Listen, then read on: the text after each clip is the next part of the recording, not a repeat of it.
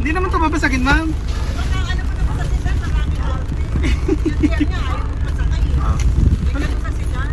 Wala naman babasagin, ma'am. Ay, alin po ang babasagin? Ito dalawa pong box. Mga ipitin ko na lang. Tapos, may resibo akong bibigay doon, ma'am. May resibo ba akong bibigay doon, ma'am? Ay, wala na. Akala ko ikaw ang bibigay. Sige, ma'am. Salamat po. Naka-share mo na naman yung tracker. Maingat na lang po, ma'am. Good morning mga kasama. Araw na naman ng Sabado, araw ng sideline. Biyahe tayo sa Lalamove. Time check, 9:55 ng umaga. Mga kaswabe, nung palabas ako ng umaga, medyo tinanghali tayo to. Pero nung papalabas tayo ng bahay mga kaswabe, may naswipe na tayo, 500 meters away lang doon sa kabilang subdivision. So na-pick up ko na, 300 kg yung booking niya. Akala kong malaki.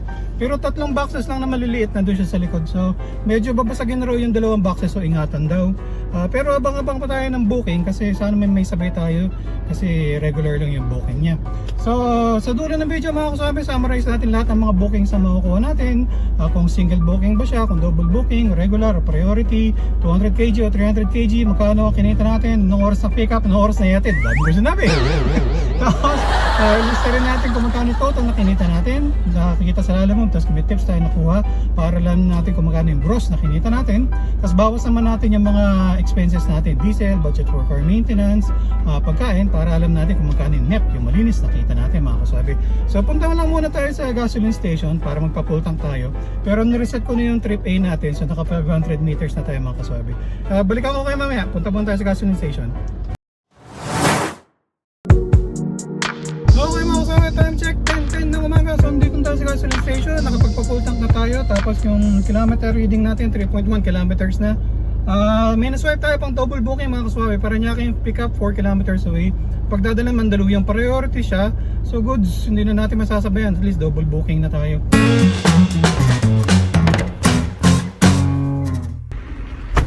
Okay mga kasama, time check 10:37. Medyo naghintay tayo, mga 15 minutes din.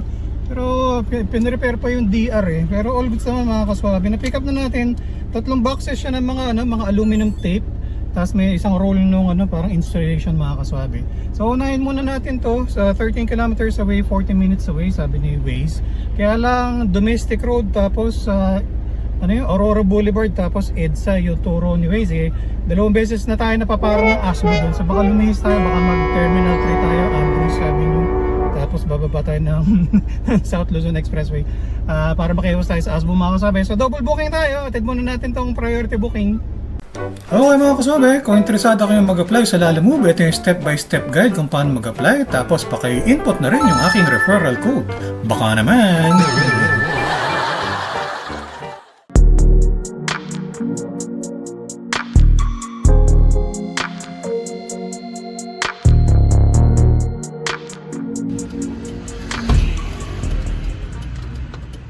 Okay mga kasama, time check 11:20. Na-drop off na natin yung mga boxes, yung mga installation. All goods, binayaran tayo ni ma'am. Exacto! Walang labis, walang kulang. Punta na tayo sa Cainta mga kasama, 15 kilometers, 51 minutes away. So abang-abang rin tayo, baka may sabay pa tayo papunta dun. Mga Marikina sana o kaya Taytay siguro. So okay naman, wala na yung amoy sibuyas, no? Problema, yung frozen meat mga kaswabe, natunaw. So nagtulo siya dun sa likod.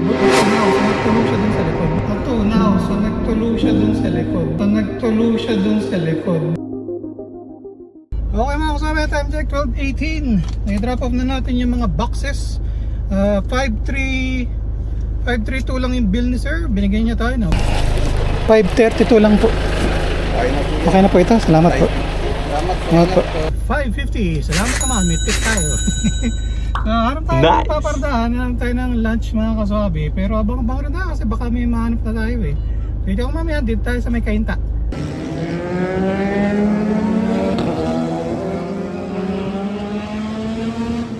Okay mga kasama, habang tayo nag-aabang ng booking yung ano kasi sa Lalamove nag-update na siya, no? So yung mga 1,000 kg nakukuha na rin niya yung mga bookings na 200 kg, pinapasokan na rin siya, no? Kahit yung mga 600 kg pinapasokan na rin siya ng 300 kg at saka 200 kg na bookings. Kagaya ko 300 kg pinapasokan na rin naman ako 200 kg na bookings. Yun nga lang, ay mapapakamot ulo ka na lang mga kaswabe. Ngayon may mga nagbo-book 200 kg pero naka-specify doon, hinahanap nila L300 sa 1,000 kg. Pooling pa! Ganun kung meron kasi pumapatol, di syempre namimihasa yung mga customer, pero ganun pero yun, anyway, habang naghihintay ng booking mga kaswabe, update ko muna kayo sa ating segment. Ang ating segment na ano ang masasabi ni Kaswabe? Meron tayo kaswabe si Sir Michael Whitey. Sabi niya, boss, huli ba na kolorum ang private na 300 kg na sasakyan pag nabara?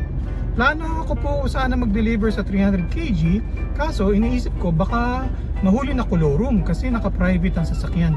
Adventure po ang sasakyan. Ang masasabi ni Kaswabe. Okay mga kasabi, pag binuksan niyo yung Lalamove na customer, kung ikaw yung customer na magbubook, pag bungad mo, dalawa yung services na pwede mong i-book. So una is yung Lalamove delivery. So ito, mga packages, mga lamesa, mga nakasako, kung ano man, basta hindi buhay, hindi pwedeng tao, hindi pwedeng mga aso o pusa.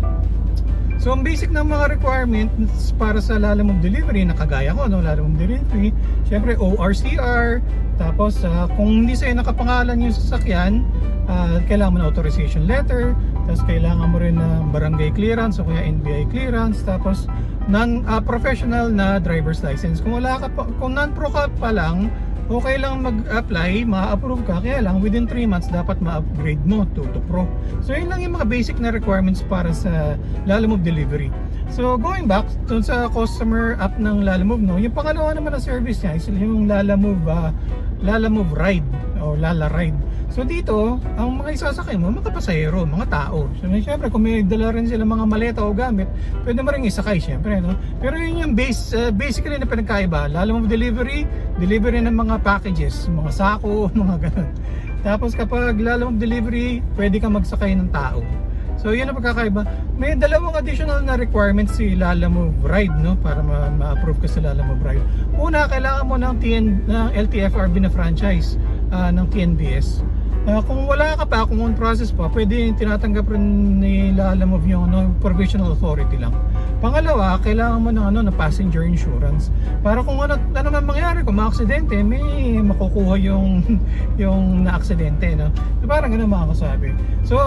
So yun yung dalawang types ng service ni Lalamove. So ako, nasa Lalamove delivery ako, bawal ako magsakay ng tao. So pag-usapan naman natin, ano ang kolorum? Ang kolorum raw mga kasabi is yung private vehicle na nagsasakay ng mga pasahero at naniningil ng pamasahe. So kumikita sila, wala silang prangkisa. So bawal yun mga kasabi. Yun yung kolorum, bawal yun. So ako, Lalamove delivery, wala akong prangkisa ng LTFRB kasi Lalamove delivery ako, hindi ako nagsasakay ng pasahero mga kasabi. So kung yung concern ng ating kaswabe kung mapapara siya at mahuhuli ng kolorum, kung magsasakay ka ng pasahero at wala kang prangkisa, kolorum ka talaga.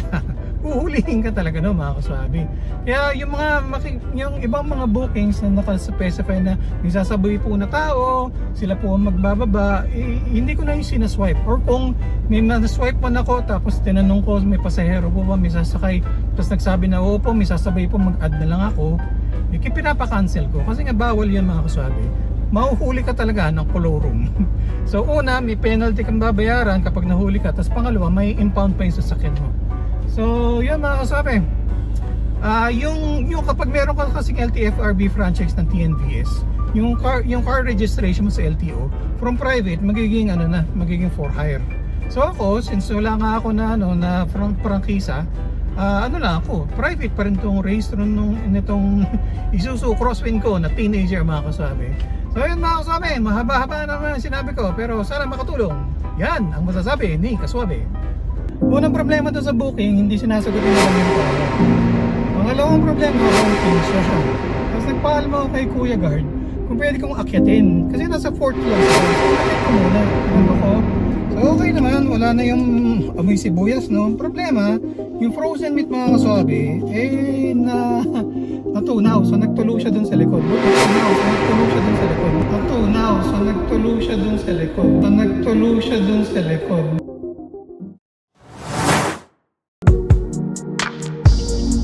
Hello po, good afternoon po, sila Lalamog po. Ano po kayo dito?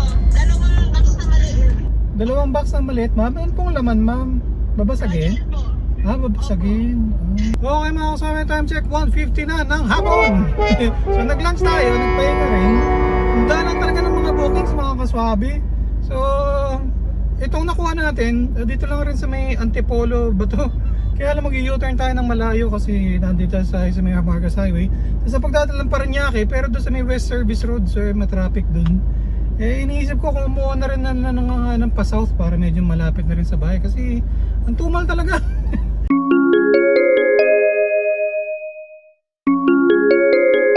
Okay mga kasama, time check 2:10. So nandito tayo sa ilalim ng puno, nag-aabang tayo ng booking. May swipe tayo, Pasig, malayo-layo, mga 7 kilometers away, pero ang delivery sa may Makati. So all goods at least pa south. Priority booking siya mga kasabi. So hanggang double booking lang tayo. Kasya po ba? May isabaw kay Bits to. Oo, mas maganda nga ma'am ganyan, no? Hindi siya aalog. Yan. Sige. Ayos. Okay. Salamat ma'am. Okay mga kasama, time check 2:45. Na-pick up na natin yung pagkain. Bali, may isa siya na na food. Ang tawag doon yung lutuan. Hindi ko alam kung anong tawag. Pero beef puro siya. So nakatali siya. Tapos nilagay natin sa gitna para nakaipit siya. Tapos may isang tray ng pagkain. Tapos may isang roll ng cake mga kaswabe.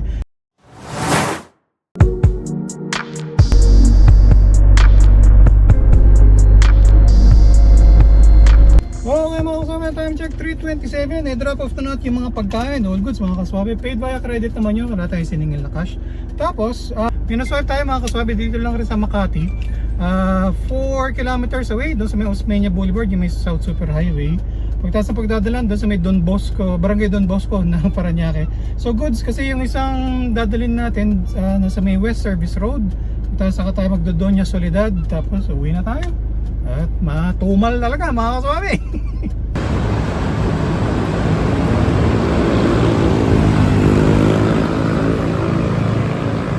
Okay mga kaswabe, time check 4:06. Yung pinag-pick up pa natin, Indian Curry House siya mga kaswabe. Tag dito, akala ko pagkain pipick up, hindi pala. So 5 ba o 6 na sako ng sibuyas. Tapos may mga 2 sako na frozen meat. Doon daw ang bahay ito para niya mga kaswabe. So medyo amoy sibuyas dito sa loob. Hatid muna natin yung isang booking natin. West Service Road tayo, 7.5 kilometers, 20 minutes away. Tapos saka tayo magdodonya Soledad. Tapos hatid natin yung mga sibuyas. Okay mga kasama, time check 4:29. Triple booking tayo mga kasama. So na-pick up na natin 3 boxes siya dito sa West Service Road. So along the way lang siya. Ang pagdadalan within Parañaque rin, pero doon banda sa may malapit doon sa may Terminal 1 banda. So all goods, triple booking tayo. Hitid muna natin tong isa, yung nanggaling pa ng pagkalayo-layo na ba yun? Sa may Antipolo banda, 7 minutes na lang route, 2 kilometers away. Okay mga kasama, time check 4:38. So mga 5 minutes na rin tayo dito. Nandito tayo sa pin location itong delivery nitong isang booking natin. Kaya lang di sumasagot si madam, yun nga, nag-busy. Tinext ko na rin siya na lalamove delivery ka ako. So, hintay-hintay pa tayo mga kasabi. Sana sumagot para may ibaba na natin to.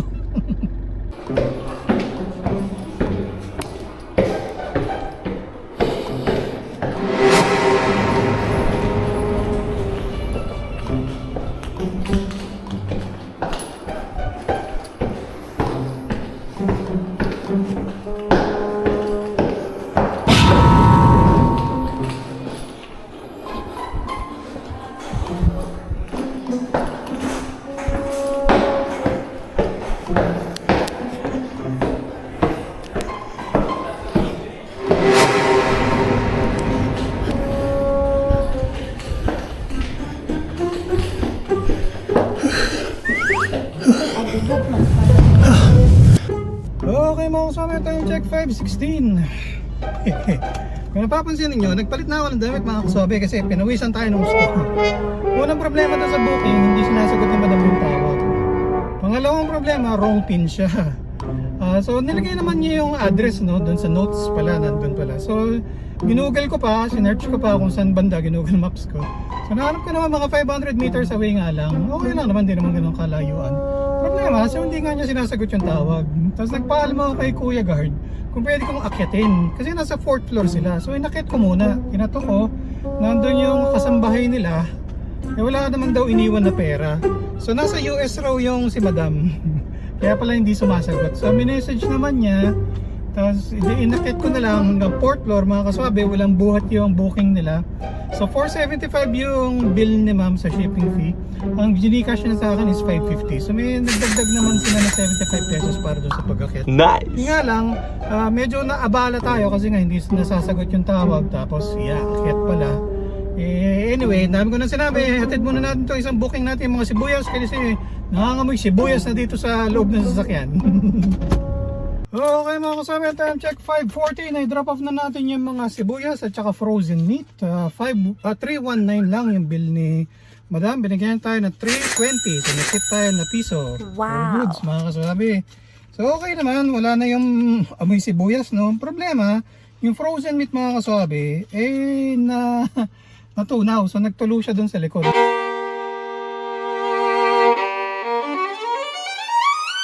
Hotel na meron tayong insulation foam. Pagkatapos tinanong ko kay kuya kung may tubig sila, so pinabuhusan ko lang ng konti para mawala lang yung dugo-dugo. So basa yung insulation foam natin, hindi naman nagsisip-sip yun ng tubig mga kasabi, so basa siya. So tinaob ko na lang. Anyway, wala naman tayo naka-load na items dun. So atinan natin itong isang booking natin, yung 3 boxes, 8.5 kilometers, 41 minutes away, within Parañaque lang.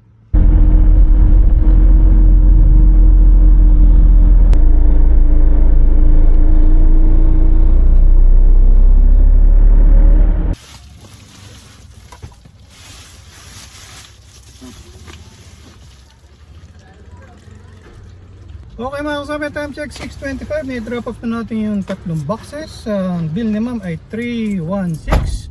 Binayaran tayo, eksakto! Walang labis, walang kulang. Okay mga kasama, naka 91.3 kilometers tayo ngayong araw na to. Maikli lang ang biyahe natin. Tapos pultang na ulit tayo, pultang tayo ng umaga, tapos ngayong gabi papultang ulit. Itong pakarga natin ngayong gabi, yung eksakto. Ang gastos natin sa diesel para sa sideline natin ngayong araw na to.